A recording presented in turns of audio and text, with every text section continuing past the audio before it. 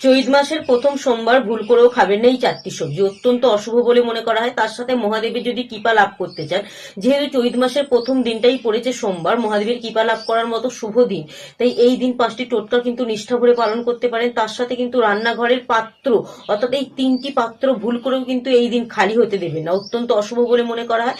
এই দিন রান্নাঘরের উত্তর পূর্ব কোণ করে রেখে দিন এই একটি জিনিস, যা আমাদের সংসারে বাস্তুদোষ দূর করতে সাহায্য করবে। রান্নাঘরে যেহেতু মা অন্নপূর্ণা দেবীর বসবাস, সেহেতু আপনি অবশ্যই কিন্তু এই দিন রান্নাঘর যখন মুছবেন, তখন কিন্তু এই 3টি জিনিস যদি সেই রান্নাঘর মোছার জলে মিশিয়ে দিতে পারেন, অত্যন্ত শুভ ফলাফল পাওয়া যায়। তার সাথে অবশ্যই কিন্তু স্নানের জলে একটি জিনিস মিশিয়ে স্নান করতে ভুলবেন না, যেগুলো আমাদের জীবনকে নানা রকম দিক থেকে শুভ করতে পারে। আমরা যদি খাদ্যাভ্যাসের পরিবর্তন করতে নাও পারি, তবে বেশ কয়েকটি শুভ দিন আছে। সেই শুভ দিনে কিন্তু কোন কোন সবজি খাওয়া, কোন কোন জিনিস খাওয়া অত্যন্ত অশুভ, সেগুলো কিন্তু আমাদের প্রত্যেকেই জানা দরকার। যেমন ধরুন, চৈত মাসের প্রথম সোমবার ভুল করেও কিন্তু যে সবজিটা আপনারা প্রথম খাবেন না, সেটি হচ্ছে শিম। শিম খাওয়া কিন্তু এই দিন শাস্ত্র মতে অত্যন্ত অশুভ। এতে কিন্তু আমাদের স্বাস্থ্যের উপর যেমন হানিকর প্রভাব ফেলে, তেমন কিন্তু আমাদের মানসিক শান্তি ব্যাহত হয়, ফলে মানসিক চাপ কিন্তু বৃদ্ধি পেতে পারে। এই দিন যখন আপনারা স্নান করবেন, স্নানের জলে কিছুটা পরিমাণ চন্দন মিশিয়ে যদি স্নান করতে পারেন, অত্যন্ত শুভ বলে মনে করা হয়। এই দিন যখন মহাদেবের পুজো করতে যাবেন, যদি কোনো মন্দিরে পুজো করতে যান বা বাড়িতে কোনো শিবলিঙ্গে পুজো করেন, তখন কিন্তু অবশ্যই সাদা রঙের বাতাসা, সাদা রঙের ফুল দিয়ে মহাদেবকে পুজো করতে ভুলবেন। এই দুটি জিনিস কিন্তু চৈত মাসের প্রথম সোমবারে আপনাদের পুজোর পাত্রে রাখাটা অত্যন্ত শুভ, মহাদেবকে অর্পণ করাটা অত্যন্ত শুভ। এই দিন যখন আপনারা শিবলিঙ্গে জল অর্পণ করবেন, তার সাথে কাঁচা দুধ এবং কিছুটা পরিমাণ গঙ্গা জল মিশিয়ে যদি মহাদেবের শিবলিঙ্গে অর্পণ করতে পারেন, এবং ওম নমঃ শিবায় মন্ত্রটি যদি 108 বার নাও হয়, 11 বার অথবা 21 বার বা 51 বার জপ করতে পারেন, অত্যন্ত শুভ ফলাফল পাওয়া যায়।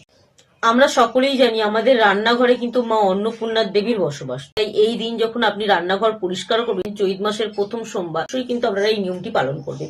জলের মধ্যে কিছুটা পরিমাণ ফিটকিরি, তার সাথে কিছুটা পরিমাণ লবণ এবং তার সাথে অবশ্যই কিন্তু কিছুটা পরিমাণ হলুদ মিশিয়ে যদি রান্নাঘর পরিষ্কার করতে পারেন, অত্যন্ত শুভ বলে মনে করা হয়। তবে যখন ঘর মোছা পরিষ্কার হবে, অর্থাৎ রান্নাঘর মোছা পরিষ্কার হয়ে যাবে, সেই জলটি যখন আপনি কোথাও ফেলবেন, অবশ্যই মাথায় রাখবেন যেন সেটি পায়ে বা কোনো খারাপ জায়গায় না পড়ে। এটিকে গাছের গোড়ায় কিন্তু ঢেলে দিতে পারেন, অত্যন্ত শুভ। এতে কিন্তু রান্নাঘরের মধ্যে থাকা নেতিবাচক শক্তি দূর হয় এবং মা পার্বতী দেবী এবং মহাদেবের আশীর্বাদ পাওয়া যায়, এবং অন্নপূর্ণা দেবী আপনাদের সংসারে সবসময় বিরাজ করবে।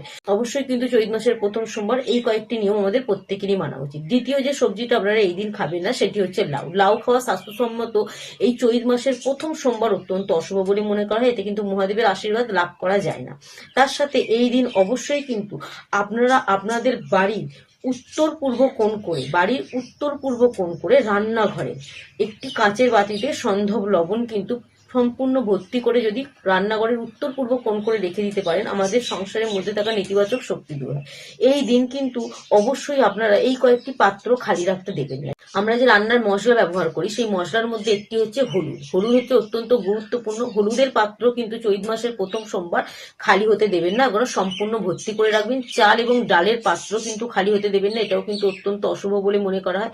এই দিন অবশ্যই কিন্তু আপনারা মাথায় রাখবেন মহাদেবের পুজোর সাথে সাথে মা অন্নপূর্ণা দেবী পুজো করতে পারেন, এতেও কিন্তু আমাদের জীবনে নানা রকম শুভ প্রভাব পড়তে পারে।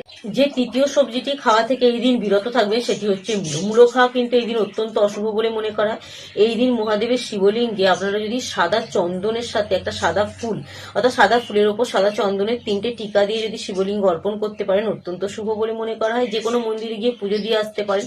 পুজো দিতে যাওয়ার সময় কিন্তু শিব মন্দিরে অবশ্যই ঘন্টা 3 বার বাজাবেন, কিন্তু বেরোবার সময় ঘন্টা বাজাবেন না, এটা কিন্তু অত্যন্ত অশুভ বলে মনে করা হয়। এই দিন যদি আপনারা বেল মহাদেবকে অর্পণ করতে পারেন, অত্যন্ত শুভ। তবে কিন্তু বেল এই দিন খাবেন না, তার চতুর্থ যে ফলটি অর্থাৎ সবজিটি খাবেন না, সেটি হচ্ছে বেল, কারণ মহাদেবের শিবলিঙ্গে এই দিন কিন্তু বেল অর্পণ করা হয়। এই দিন যদি আপনারা চৈত মাসের প্রথম সোমবার বেল খান, তাহলে কিন্তু অত্যন্ত অশুভ, এতে কিন্তু মহাদেব অসন্তুষ্ট হন। এর সাথে কিন্তু গুড় খাওয়া এই দিন অত্যন্ত অশুভ বলে মনে করা হয়।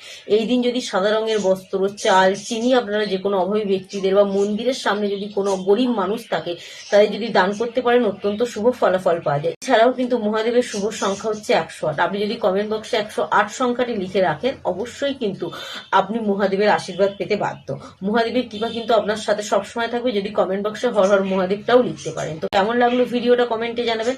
চৈত মাসের প্রথম সোমবার পড়েছে 16ই মার্চ, পাবমোচনী একাদশীর পরের দিন। ভুল করেও কিন্তু এই কয়েকটি জিনিস নিয়ম মেনে চলবেন। নিয়ম মানলে কিন্তু আমাদের জীবনে নানা রকম শুভ প্রভাব ঘটতেই থাকে, সেগুলো কিন্তু আমরা নিজেরাই বুঝতে পারি কয়েকটি নিয়ম মানার ফলে।